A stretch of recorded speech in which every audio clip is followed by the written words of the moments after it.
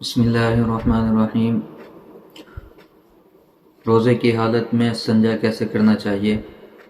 ایک ساتھی نے مجھ سے سوال پوچھا کہ استنجا روزے کی حالت میں کیسے کرنا چاہیے، تو میں نے کہا بھائی جیسے عام دنوں میں کرتے ہیں، روزے میں کون سی الگ سے کوئی طریقہ تو نہیں ہے۔ تو انہوں نے مجھے 2 ویڈیوز بھیجی، ایک پاکستان کے مفتی صاحبان کی تھی اور ایک انڈیا کے مفتی صاحب کی۔ میں نے انہیں سنا تو ان دونوں کے جو بات کرنے کا انداز تھا اور جو انہوں نے سمجھانا چاہا، تو وہ اس طرح کہ سانس زیادہ نہ لیا جائے اور سمٹ کر بیٹھا جائے، اور اسی طرح اس کی وجہ انہوں نے یہ لکھی کہ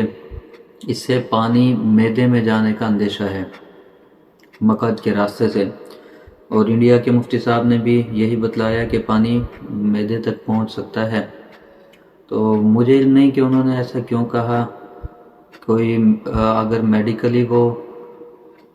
اس بات کو سمجھا پائیں تو وہ سمجھا سکتے ہیں، لیکن میڈیکلی یہ امپوسیبل ہے کہ پانی آپ کا معدے کے اندر، معدہ تو بہت دور ہے، اس کے آگے آنتوں کا اللہ تعالیٰ نے ایک سسٹم رکھا ہے، پھر کہیں جا کر معدے کی باری آتی ہے۔ تو ان کا یہ کہنا کہ معدے تک پہنچ جائے گا، یہ تو غلط ہے، ایسا نہیں ہوا کرتا۔ جہاں تک بات ہے احتیاط کی، تو الدر المختار میں یہ مسئلہ بیان کیا گیا ہے، اور انہوں نے جو مسئلہ بیان کیا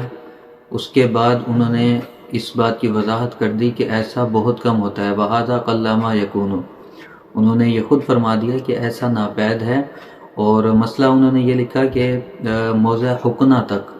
معدہ بہت دور کی چیز ہے، موضع حقنہ کہا جاتا ہے کہ جب کوئی شخص اگر بواسیر کا مریض ہے، جو وہ دوائی وغیرہ کا استعمال کرتا ہے، جہاں تک دوائی جاتی ہے وہ حصہ اس کا موضع حقنہ کہلاتا ہے۔ آپ یوں سمجھ لیں کہ 4 سے 4-5 انچ کا ایریا، تو اس کو موضع حقنہ کہا جاتا ہے۔ تو انہوں نے یہ مسئلہ بیان کیا کہ اگر اس حد تک کوئی مبالغہ کرے استنجا کرتے وقت، کچھ بعض لوگ ہوتے ہیں جو وہم کے مریض ہوتے ہیں، تو ان کے لیے یہ مسئلہ بیان کیا گیا کہ اتنا مبالغہ نہ کیا جائے کہ پھر پانی وہ موضع حقنہ تک پہنچ جائے، اور اس میں بھی کوئی سانس کا لینا دینا یا عمل دخل نہیں، وہ ویسے ہی ہے کہ آدمی مبالغہ آرائی کرے تو ظاہر سی بات ہے کہ پھر وہ پانی پہنچ سکتا ہے۔ تو موضع حقنہ تک پہنچ جائے، پھر اس سے روزہ فاسد ہوگا، اور اس کے اوپر کوئی کفارہ نہیں، صرف قضا ہوگی۔ لیکن دوبارہ اس بات کو میں دہرا دوں کہ یہ ایسا ناپید ہوتا ہے۔ یہ الدر المختار میں انہوں نے مسئلہ بیان کرنے کے بعد خود لکھا کہ بہذا قل ما یکون، ایسا بہت کم ہوتا ہے، یعنی یہ ان مریضوں کے لیے ہے جو اس طرح کی دوائیں استعمال کر رہے ہیں، یا بواسیر کے مریض ہیں، پائلز کے مریض ہیں، تو ان کے لیے تو یہ ممکن ہے، عام حالات میں ہر آدمی کے لیے مسئلہ نہیں۔ تو آپ اگر یوں کہیں کہ ہر شخص روزہ دار جو ہے وہ احتیاط کرے، سانس نہ لے،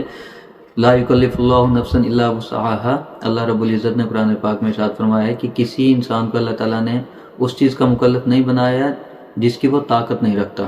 تو اب سانس روک کر استنجا کرنا، اب تو ہر ایک کے لیے پھر یہ مصیبت ہو جائے گی، اور پھر اس کو مذاق کا ذریعہ بنا لیا گیا یہ مسئلہ جب سے بیان کیا گیا۔ تو مجھے جب یہ مسئلہ پہنچا تو میں نے سوچا کہ اس کی وضاحت دے دی جائے۔ ایسا کچھ نہیں ہے، عام روزہ داروں کے لیے معاملہ نہیں ہے، یہ وہم کے مریض جو مبالغہ آرائی کرتے ہیں ان کے لیے ہے، اور جیسے عام دنوں میں آپ استنجا کرتے ہیں ویسا ہی روزے کی حالت میں ہوگا۔ اس سے روزے پر آپ کے انشاءاللہ کوئی فرق نہیں آئے گا۔ واللہ اعلم بالصواب۔